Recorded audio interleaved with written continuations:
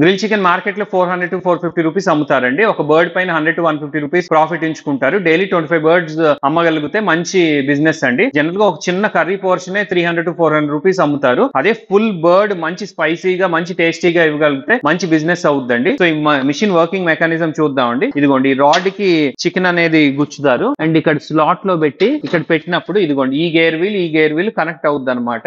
Motor on చేసినప్పుడు అన్ని rods అనేవి తిరుగుతూ ఉంటాయి. సో ఇక్కడ మోటార్ షాఫ్ట్ ద్వారా వర్టికల్ షాఫ్ట్ మూవ్ అవుతూ తిరుగుతూ ఉంటాయండి. అండ్ బర్నర్స్ వచ్చేసి మీకు ఇది 9 బర్డ్స్ మిషన్ అండి. 2 బర్నర్స్ ఉంటాయి. అలానే 15 to 25 బర్డ్స్ కూడా మంచి ఫేమస్ మోడల్స్ అండి.